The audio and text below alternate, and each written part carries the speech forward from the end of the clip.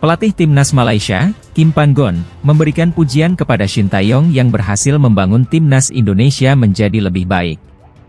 Dia pun berharap, Malaysia juga bisa mengikuti jejak skuad Garuda. Memang, Shin Tae-yong belum memberikan trofi untuk Timnas Indonesia. Dia hanya pernah membawa Indonesia ke 2 laga final, Piala AFF 2020 dan Piala AFF U23 2023. Meskipun belum ada trofi, beberapa capaian penting mampu dicatat Shin Tae-yong seperti lolos Piala Asia U20 2023, lolos Piala Asia 2023, lolos Piala Asia U23 2024. Terbaru, Timnas Indonesia mengejutkan Asia dengan lolos ke putaran ketiga kualifikasi Piala Dunia 2026. Kemudian mencapai fase knockout Piala Asia, lolos semifinal Piala Asia U23, dan menaikkan ranking FIFA Timnas Indonesia dari peringkat 173 ke 134. Kim Panggon memuji strategi yang dilakukan oleh Shin Tae-yong dan PSSI yang tidak asal-asalan memilih pemain yang akan dinaturalisasi. Pemain-pemain yang bermain di Liga Eropa dan berlabel Grade A kini menjadi pilihan dari PSSI dan ST. Hal itu terbukti dengan dipilihnya Tom Haye, Jay Itzes, Ragnar Oratmangoen. Hal itulah yang dianggap menjadi salah satu kunci meningkatnya performa Timnas Indonesia saat ini. Panggon menyebut salah satu langkah terbaik untuk meningkatkan kualitas Malaysia adalah mengambil pemain keturunan Malaysia yang berlaga di Eropa. Kenyataannya, sepak bola di Malaysia, saya melihat situasinya cukup sulit, tapi saya juga tidak tahu bagaimana cara memperbaikinya karena banyak hal yang perlu diperhitungkan di sini, kata Kim Panggon.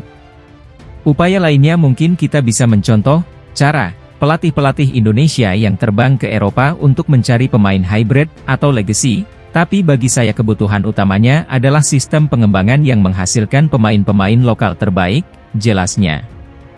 Kim Panggon juga menegaskan jika Timnas Indonesia akan menjadi tim terbaik setelah berbagai upaya yang sudah mereka lakukan selama ini.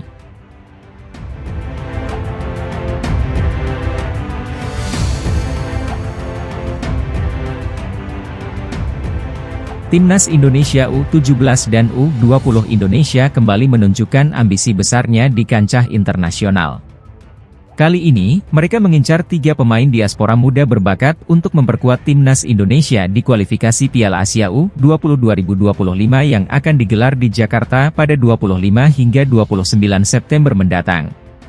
Menurut manajer Timnas U17 dan U20, Ahmad Zaki Iskandar, 3 pemain yang dibidik tersebut adalah tim Henry Victor Gepens, Hinoke Mauresmo Johannes, dan Dion Marks.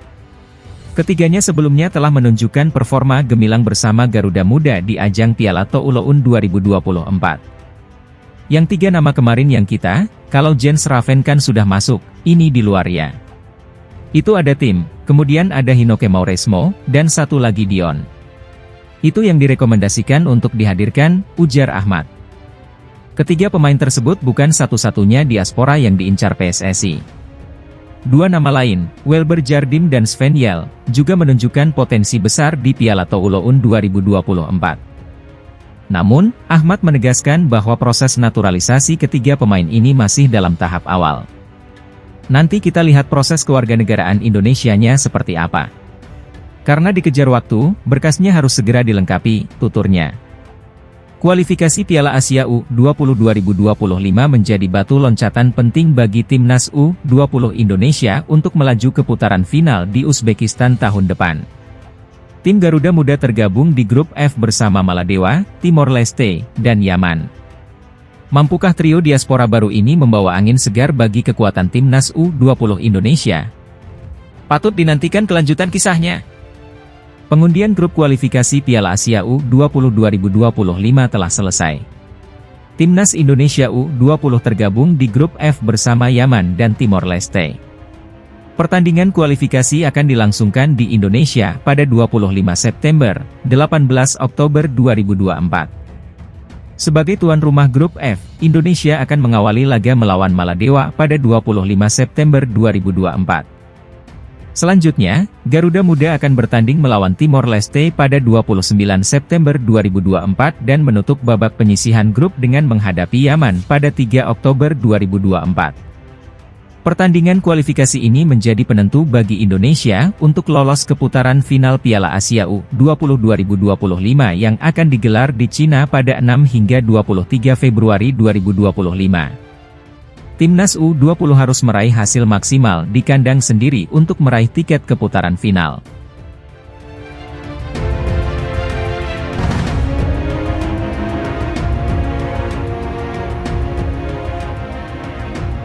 Di tengah panjangnya proses Martin Paes di Pengadilan Arbitrase Olahraga, CAS, sang pemain diminati klub Serie A hingga Bundesliga.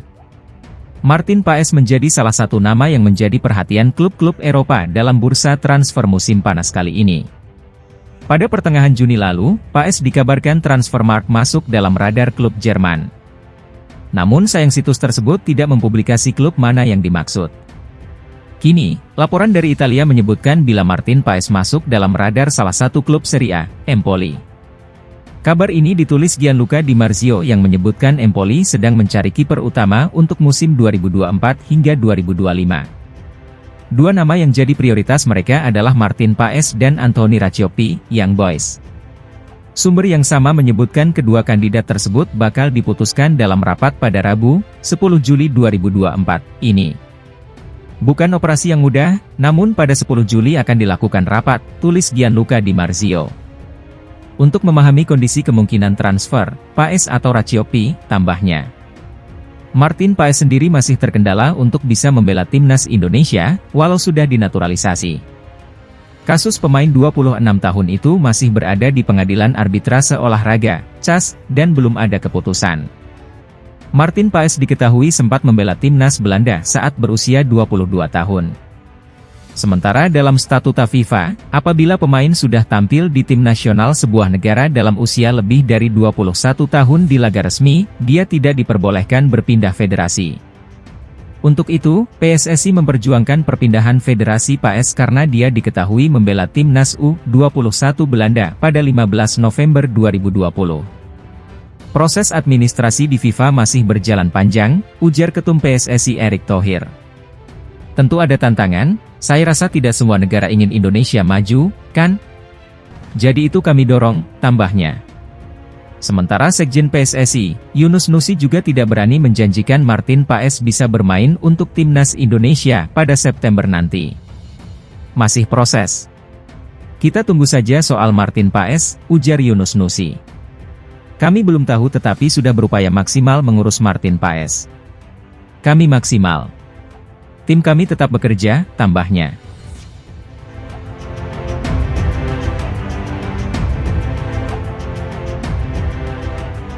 FIFA tiba-tiba menyoroti timnas Indonesia yang berhasil lolos ke putaran ketiga kualifikasi Piala Dunia 2026 zona Asia.